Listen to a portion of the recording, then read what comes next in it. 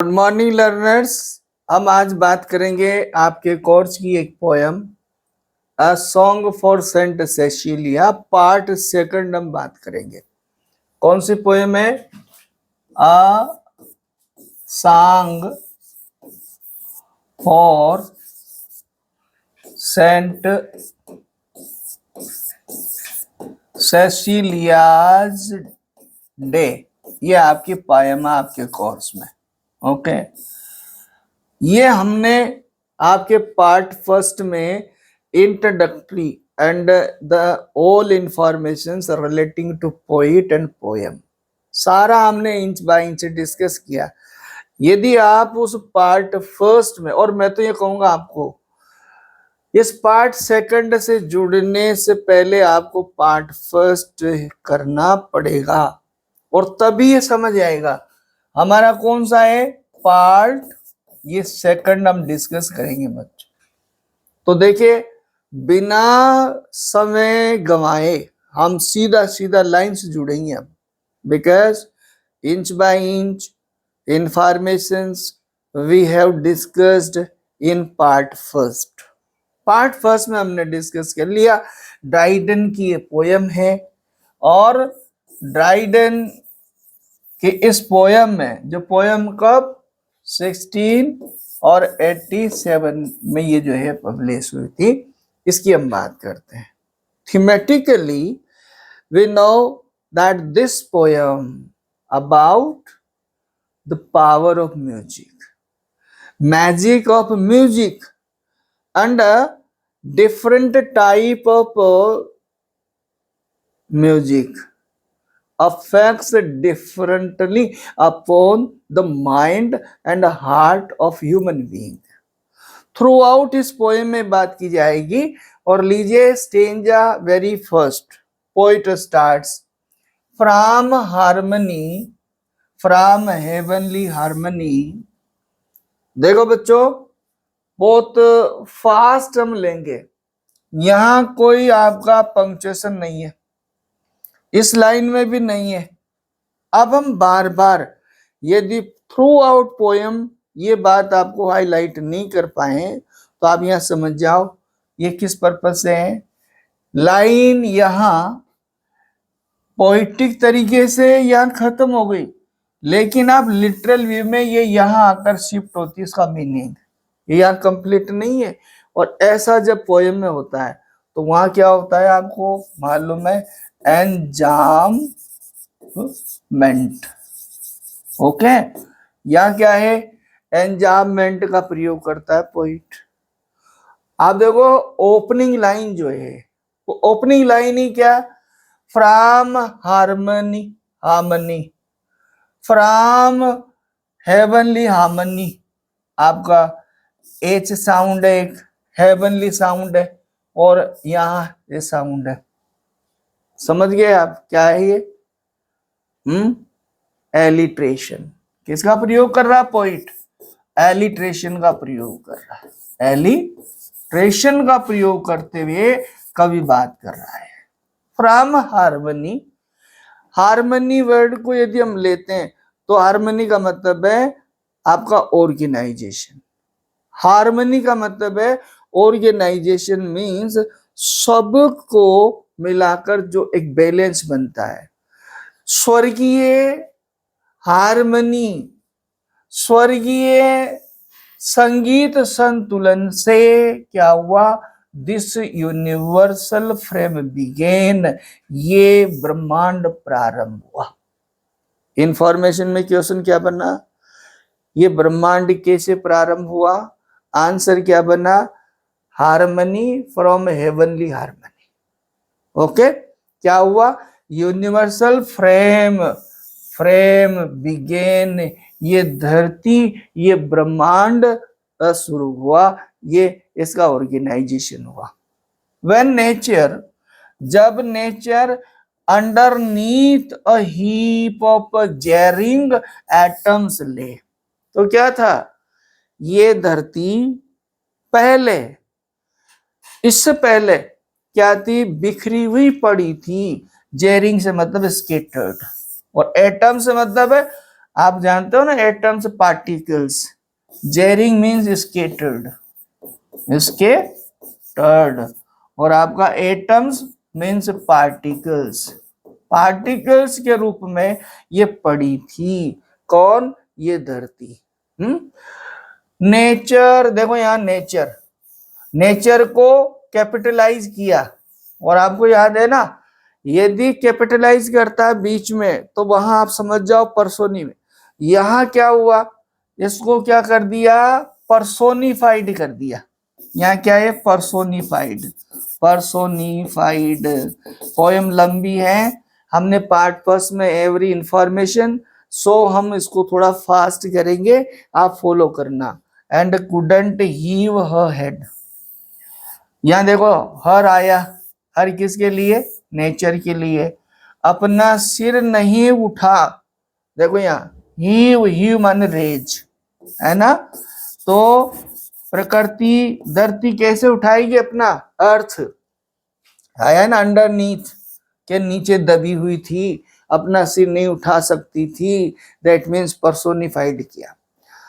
The tuneful voice, फिर बता रहा है जब ऐसी स्थिति थी तो क्या हुआ, कैसे ये धरती अस्तित्व में आई, प्रेजेंट फॉर्म में कैसे आई, क्या हुआ, was heard from high arise ye, ये देखो ये आर्केइक वर्ड है, मोर देन डेड, मीन्स कहने का जितनी भी चीजें पहले जो डेड प्राई थी, having the sound of heavenly music, they took there proper place, ये इन लाइंस में है। ओके, लिटरली आपके फिगर्स हैं, उन पे नजर रखना आप, हम बहुत से आप पर छोड़ रहे हैं। ओके, इतना तो आपके पास है।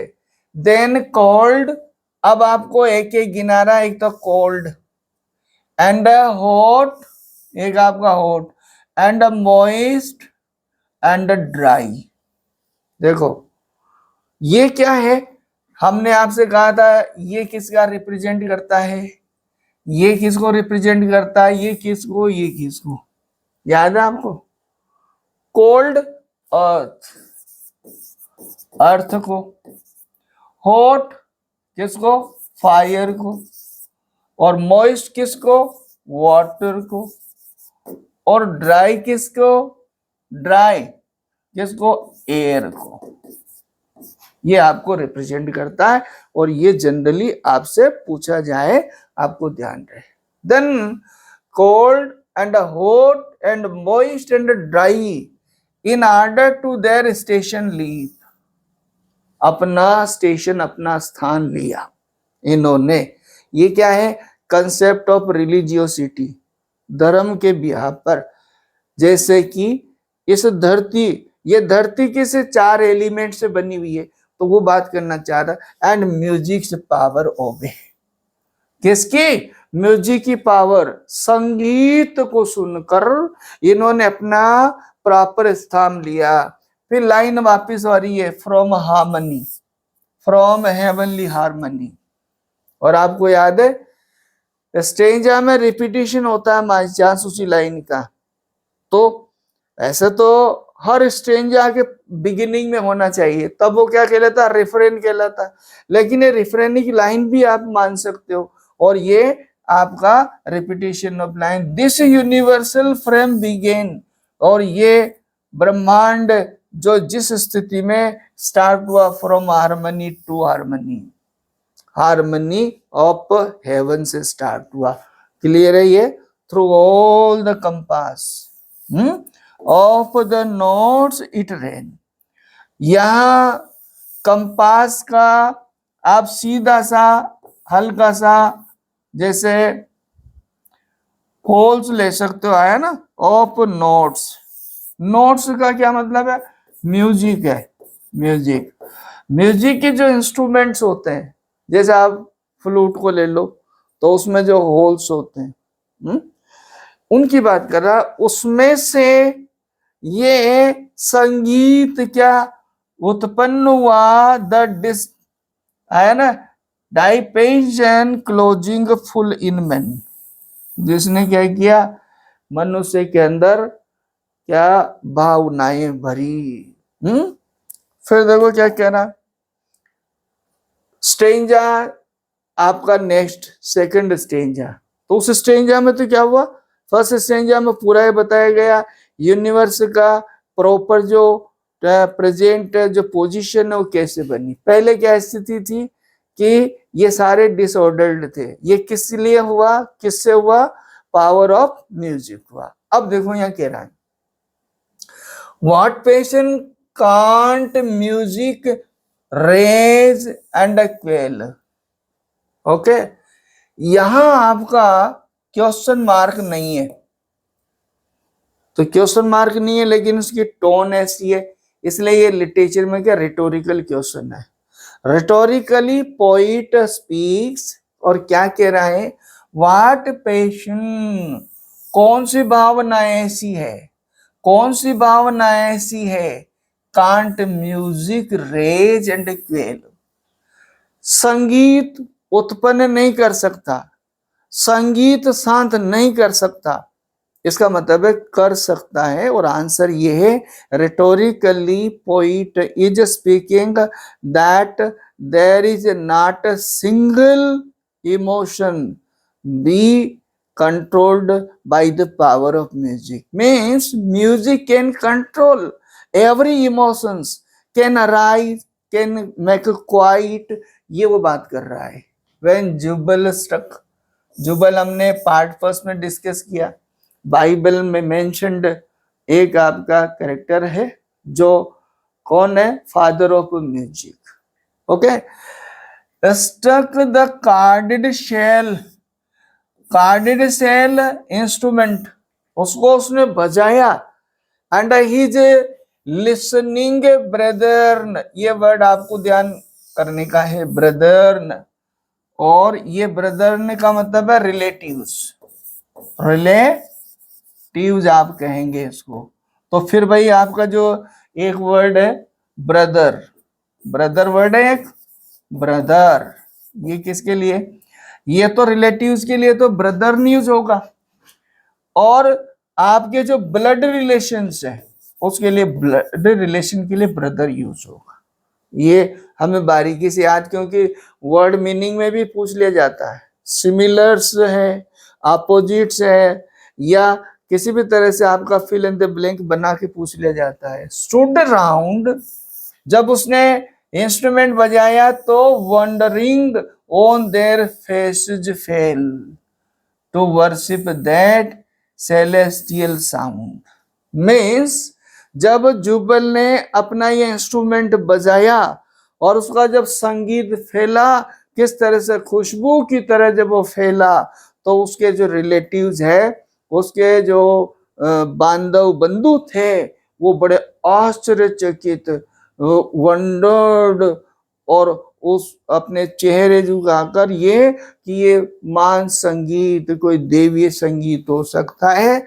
मीन्स कहने का मतलब क्या हुआ, फैसिनेटेड, चार्म्ड, वो चार्म्ड हो गए, attracted, music affected them at their heart and mind, ये कहना चाह रहा है जुबल को मेंशन करके। Okay, less than God, less than a god, they thought there could not dwell within the hollow of that shell, means poet ये कहना चाह रहा है कि यदि इस तरह की पावर संगीत में है तो एक सामान्य मनुष्य या सामान्य जो साउंड है उसका कोई जादू नहीं हो सकता, ये तो कहीं ना कहीं क्या होगा, उसमें कोई देवीय शक्ति है, कोई देवीय उसमें पावर है, ये बताना चाह रहा है।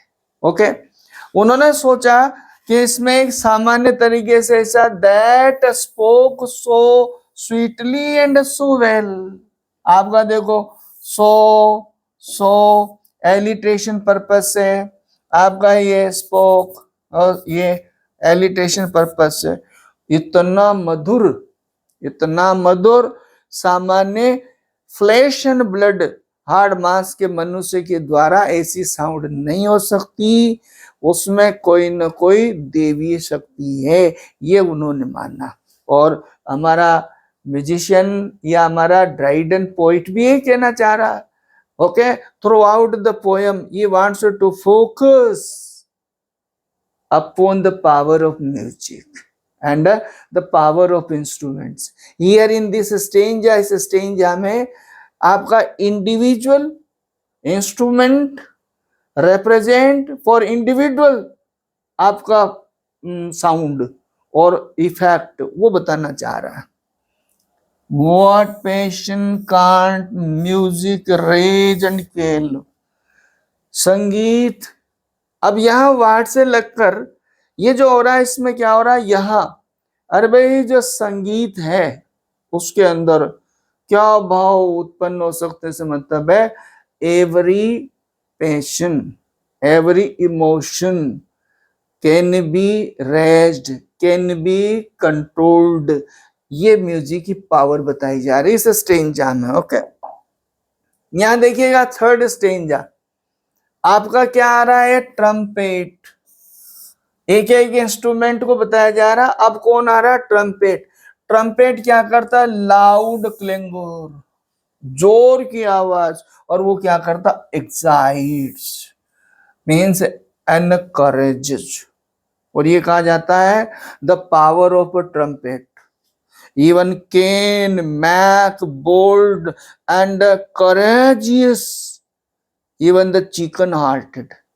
चिकन हार्टेड कायर व्यक्ति को भी इस ट्रम्पेट के संगीत का जो जादू है, इसका जो प्रभाव है, वो उसको आया ना अस टू आर्म्स. आर्म्स का मतलब है रेडी टू फाइट. इसका मतलब क्या हो जाएगा, रेडी टू फाइट. ओके, अब देखिए एक्सप्लेनेशन में हमारे पास टारगेट ही रहता है that as far as possible very short. हमें लाइन टू लाइन चलना है. और यहाँ आपको एक एक को यदि हम बहुत ज्यादा डिटेल्ड डेप्थ में जाएंगे तो ये बहुत ज्यादा लेंथी हो जाएगा, आपके लिए भी समझना मुश्किल हो जाएगा. ओके, हम वर्ड टू वर्ड आपसे बात कर रहे हैं और इसमें ध्यान रहे आपको लिटरेरी टर्म्स इसमें ज्यादा. इसका यदि आपसे पूछ लिया जाता है dominant, dominant figure in this poem, इस पोएम में डोमिनेंट फिगर कौन सा यूज हुआ है, तो एलिट्रेशन. एलिट्रेशन थ्रू आउट चला है इसमें. ओके, और आपके पर्सोनिफिकेशन है, रिटोरिकल है, एंजाममेंट है, और भी बहुत सारी चीजें इसमें, रिपीटिशन है, इनका विशेष ध्यान रखना. विद श्रिल, श्रिल का मतलब तेज आवाज, नोट्स ऑफ एंगर. याद है ना आपको, जब ट्रम्पेट जोर से उसकी आवाज, तीखी आवाज निकलती है तो उसके साथ वो क्या करती है, कायरों को भी लड़ने, उनकी भुजाएं फड़कने लग जाती है, उन पर ऐसा असर करती है. एंड मोर्टल आर्म्स है ना, मोर्टल आर्म्स. मोर्टल किसके लिए आया, मानव के लिए, ह्यूमन के लिए, है ना, ह्यूमन के लिए. The double double double beat है ना, रिदमिक तरीके से यूज है, रिपीटिशन ऑफ वर्ड है. और इसका मेन पर्पस क्या है, for the purpose of musical आपका कनेक्टिविटी, म्यूजिकल जो है इम्पैक्ट. और डबल डबल डबल बीट, और कैसे, वो double double double beat means उसकी आवाज ध्वनि होती है ऑफ द थंडरिंग ड्रम. अब अगला ट्रम्पेट के बाद कौन सा आ गया, ड्रम. हमने वहां स्टेंजा उसमें डिस्कस कर लिया था, क्या, पहले आया ट्रम्पेट और फिर आया कौन, ड्रम. तो ड्रम क्या है, क्राइज, और वो जोर जोर से आवाज करता है. यहां देखो आप, ड्रम को क्या बता दिया, क्राइज बता दिया. ये सारे जो इंस्ट्रूमेंट्स है, म्यूजिक इंस्ट्रूमेंट्स है, इनको पर्सोनिफाइड किया गया थ्रू आउट. देखो ड्रम क्या कर रहा है, चिल्लाता है. चिल्लाता थोड़ी है, मीन्स आवाज करता है. हाक, हाक माने सुनना. द फौज कम, फौज मीन्स एनिमीज. बहुत सारे वर्ड्स का स्पेशली लिटरेचर वे में ध्यान रखिएगा. आपके वहां वर्ड मीनिंग, या इसी लाइन से कोई लाइन देके कहा जाए कि इसी लाइन के जैसा सेंस देने वाली लाइन है इस पोयम की, वह सेंट सेसिलिया पोयम की, ये बहुत ध्यान रखने की बात है। फौज कम, क्या, दुश्मन आए, charge charge, it's too late to retreat. Means हमारा जो ड्रम है आगाह करता है, सचेत हो जाओ, सचेत हो जाओ। चार्ज का मतलब है आप यूं be energetic, be ready, be alert, force coming means ready for fight, सामना करने के लिए तैयार। फोर्स आपकी जैसे एनिमीज उसको करता है। आपका देखो fourth stanza, the soft complaining flute, one by one describe किया जा रहा है। सेकंड स्ट्रेंजा, सेकंड से स्ट्रेंजा सिक्स तक क्या है, वन बाय वन इंस्ट्रूमेंट किए, और इसीलिए आपको उस पहला जो हमारा पार्ट है उसमें सब डिस्कस हो गया और लाइन क्लियर है अब आपको। द सॉफ्ट, कैसी साउंड, कैसा म्यूजिक, फ्लूट कैसा म्यूजिक, सॉफ्ट म्यूजिक, और वो भी कौन सा, कॉम्प्लेनिंग, है ना।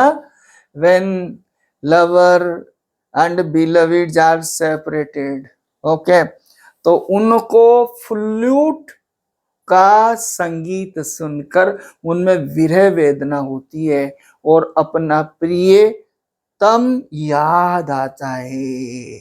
इन dying notes discovers, dying notes means they become very disdainful, उनको बहुत means sadness, they go in sadness, they become painful having the sound of a flute। आपसे पूछा जाएगा कौन सा भाव, कौन सा इंस्ट्रूमेंट पैदा करता है, द ओज ऑफ होपलेस लवर्स, आया ना यहाँ पर, ओज का मतलब है पीड़ा दर्द, of hopeless lovers, hopeless lovers कौन है, those who are not able to have their love, है ना। तो having the music of flute, whose dirge, यहाँ पे आपका वर्ड है डर्ज, डर्ज मीन्स आपका डेथ सॉन्ग, आपका death song, whispered by the warbling lute. अब आपका आ गया आगे, कौन आ गया, ल्यूट, ये तो यहाँ तो है फ्लूट और यहाँ कौन है, ल्यूट, तो ल्यूट क्या है, मीन्स डेथ सॉन्ग। अब ये सैडनेस का गीत उत्पन्न करता है।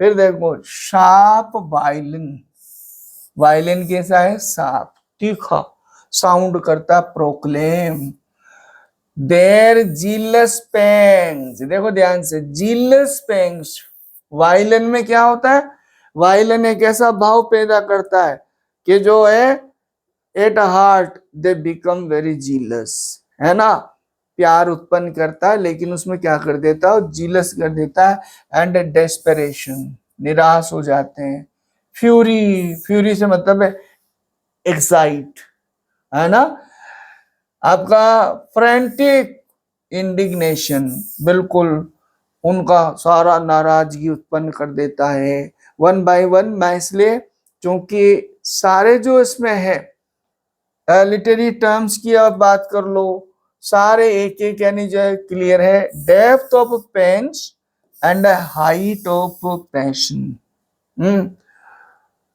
इसके साउंड से वो बहुत गहरे मुद्रा में, दर्द की मुद्रा में चले जाते हैं। For the fair disdainful dame, disdainful dame, यहाँ डैम मीन्स आपका एक गर्ल के लिए यूज हुआ। डिसडेनफुल, डिसडेनफुल से मतलब है हु हेट्स, आपका डिसडेनफुल मीन्स जो किसी को, और ये कौन है, डैम्स यूथी, यूथ यानी आपकी यूथ, और इसमें क्या आया, फेयर, लवली, ब्यूटीफुल, कोई ब्यूटीफुल गर्ल बिलविड अपने लवर को छोड़कर, रिजेक्ट करके यदि सेपरेट हुई, और ये संगीत वायलिन का जब चलता है तो उस पूरे उस दर्द को याद दिलाता है। When one's word of love, labor of love is lost, that becomes very new and they start to sigh. Lovers start to sigh on the music of violin. आगे देखो, but oh, what art can teach, what human voice can reach. इनमें देखो अब चल रहा नहीं है एंजाममेंट, the sacred organs praise. अब यहां पर आपका ऑर्गन आ गया, तो ये ऑर्गन हमें क्या सिखा सकता है, इसे मतलब है सेक्रेड प्रेज मीन्स वर्शिप। ये क्या करता है हमें, सेक्रेड ऑर्गन। आपको ध्यान रखना है ये music instrument that is placed in church, जो चर्च में होता है। Okay, praise worship of God, notes inspire Holi love. Organ क्या करता है हमें, Holi love means worship of God के लिए प्रेरित करता है। Religiosity at heart, it fulfils the receiver of religiosity, उसे पवित्रता से भर देता है और गॉड के प्रति समर्पित कर देता है। यही सॉन्ग कौन सा है, सेंट सेसिलिया वाला, सेंट सेसिलिया। उसने क्या किया था, इसको फॉलो किया था, ये वो इंस्ट्रूमेंट यूज करती थी। ध्यान रहे, नॉट इन्वेंटेड। मैंने क्लियर किया पार्ट फर्स्ट में। Okay, notes that wing their heavenly ways, यहाँ आपका विंग वही पर्सोनिफाइड हो रहा है। टू मेंड द कोयर्स अबो, आपका कोयर्स कौन सा, ग्रुप ऑफ म्यूजिशियंस। कोयर का मतलब ग्रुप ऑफ म्यूजिशियंस, ये वर्ड मीनिंग पूछा जाएगा भाई आपसे, म्यूजिशियंस, कोयर। ओके, अबो एंड स्टेंजा 7 में आपको मैंने पार्ट फर्स्ट में इसको बिब्लिकल इनके रेफरेंसेस और मिथोलॉजिकल रेफरेंसेस बताई, वही बात आ रही है। क्या, Orpheus could lead the savage race. Orpheus कैसा था, Orpheus musician, there is a great Greek mythology, और क्या था वो, ये इतना सुप्रीम म्यूजिशियन था, could lead the savage race and the trees unrooted left their place, आपका sequences of the lyre। आपको क्या बताया कि ऑर्फियस इतना ग्रेट, ऑर्फियस का संगीत इतना मैग्नेटिक था कि वो क्या करता था कि जब ऑर्फियस अपना संगीत छेड़ता था तो पेड़ पौधे क्या हो जाते थे, अपरूटेड हो जाते थे। सेवेज से मतलब है एनिमल्स। ओके, एनिमल्स अनसिविलाइज्ड, वो भी क्या कान लगाकर उसके संगीत को सुनते थे। ऐसा था कौन, ऑर्फियस। ध्यान रहे, हमारे हिंदी लिटरेचर में आप तानसेन को कंपेयर कर सकते हैं, जैसे तानसेन, तो उस तरह का तानसेन के लिए कहा जाता है।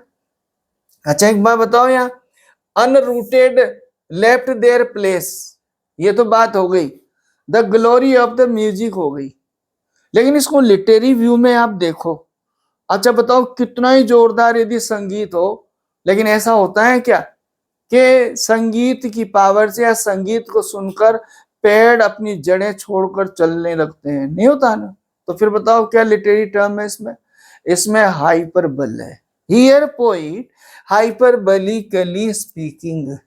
और आपको याद है यूज ऑफ हाइपरबल क्यों होता है भाई, यूज ऑफ हाइपरबल क्यों होता है, ध्यान है ना। मैंने उसमें द सनराइजिंग में भी डिस्कस किया, और हर पोएम में। मैं यहाँ क्यों बहुत फास्ट ले रहा हूं, क्योंकि इसकी मूल जड़ मैंने इसको पूरा क्लियर कर दिया पार्ट 1 में, और वहां से ये एक एक चीज क्लियर है किस लिए हाइपरबल का यूज क्यों किया जाता है, to emphasis,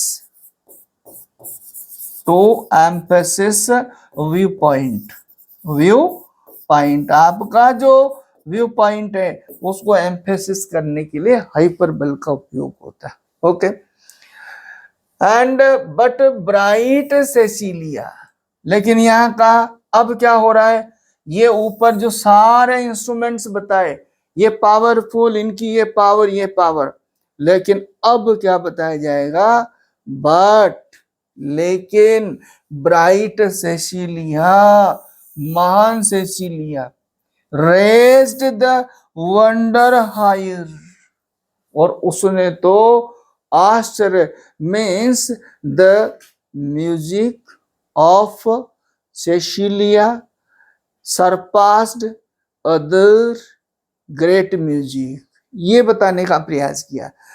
सेसिलियाज music surpassed higher went to her organ, देखो उसका जो ऑर्गन है वोकल, मुंह से बजाया जाने वाला था वो वोकल, ब्रीद वाज गिवन, और जब उसको बजाया जाता था या बजाया गया, एन एंजल हर्ड, एक एंजल ने सुना, फिर and straight appeared mistaking earth for heaven, और by mistake having melodiousness of organ means music produced by Cecilia, Cecilia के उस संगीत के माधुर्य को सुनकर वो क्या हुआ, एक एंजल धरती पर आ गया, क्या समझ के, हेवन समझ के, स्वर्ग समझ के, और वो कहाँ आ गया, धरती पे आ गया। हाइपरबल है ना, ग्लोरी ऑफ म्यूजिक है, यहाँ क्लियर है आपका। ओके, फिर देखो आप, यहाँ है आपका ग्रांड कोरस, ये पूछा जाता है जनरली, कोरस, कोरस क्या होता है, तो ये होगा group song.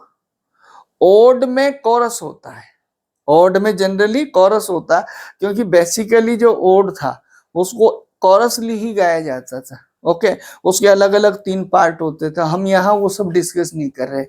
As from the power of second lays, देखो ध्यान से, ये है पावर, सेकंड म्यूजिक की पावर, और आपको क्लियर कर दिया, the spheres began to move and sung the great creator's praise to all the blessed above, और सब ने मिलकर इस तरह की ऐसी महान, इस संगीत की ताकत के लिए सब ने, कोरस से मतलब है united, unanimously they started to sing, उन्होंने ये गाना स्टार्ट कर दिया। So when the last and the dreadful hour, अब यहां बताया गया है लास्ट, ओके, एक तो last, dreadful hour, okay, the crumbling pageant shall devour, the trumpet shall be heard on high। यहां इसमें आ रहा भाई लास्ट ड्रेडफुल आर, कौन सा आया, इसका मतलब है लास्ट आपका जजमेंट डे, क्या आया बच्चों, ये होगा आपका लास्ट और जजमेंट डे, जजमेंट डे कौन है, last judgement day, doomsday, dooms और आपका डे, मेन से प्रलय काल के समय जब इस धरती का अंत होगा तो क्या होगा, वहां तो बताया था बिगिन के ये सारी डिसऑर्डर्ड जो धरती थी, ब्रह्मांड था, वो संगीत की पावर से क्या हुआ, अपने अपने इसने स्थान पाए। और फिर लास्ट में क्या कहा कि ये लास्ट में क्या होगा, ये इसी तरह का बिल्कुल बजेगा, shall be heard on high, on high से मतलब है स्वर्ग से, स्वर्ग से ऐसा संगीत सुना जाएगा लास्ट डे पर, और फिर क्या होगा, द डेड शेल लिव। देखो ध्यान से, डेड मृत क्या हो जाएंगे, जिंदा हो जाएंगे। द लिविंग डाई, और लिविंग मर जाएंगे। तो यहाँ एक तो क्या है, एंटीथीसिस है इसमें, एंटीथीसिस, एंटीथीसिस है ना इसमें, जब दो सेंटेंस का भाव एक दूसरे के विपरीत हो, एंटीथीसिस। लेकिन पैराडॉक्स क्या होगा, जब वर्ड, ओके, लाइन में दो वर्ड एक दूसरे के भाव एक दूसरे को, और उसका एक और है ऑक्सीमोरन। ऑक्सीमोरन में क्या होता है, आपके बिल्कुल दोनों वर्ड एक साथ ही हो, और वो जैसे आपके मिल्टन ने यूज किया था ना, बियर और बर्डन। ओके, तो इसमें आपका एक तो बियर माने वहन करना और बर्डन माने बोझा, तो इस दोनों वर्ड से इसमें क्या है आपका ऑक्सीमोरन। तो ये दोनों तीनों एक जैसे हैं आपके। Dead shall live and living die and music shall untune the sky. और संगीत के आह्वान से ही क्या होगा, ये संसार खत्म हो जाएगा, इस दुनिया का पर्दा गिर जाएगा। मैंने आपको ये इतना स्पीडली इसलिए किया क्योंकि मैं समझता हूं, जब पार्ट फर्स्ट में हमने inch by inch her information को क्लियर कर लिया, तो हमें लाइन से वर्ड से गुजरना था, और आपको इसका मीनिंग और इसका जो है अंडरलाइंग मीनिंग क्लियर हुआ होगा। I hope it will be very helpful to you. मैं उम्मीद करता हूं कि आप इस पोएम को क्लियर करने के लिए मेरे दोनों वीडियो को कनेक्ट करके सुने, तभी समझ में आएगा। Thank you for watching, meet you next video.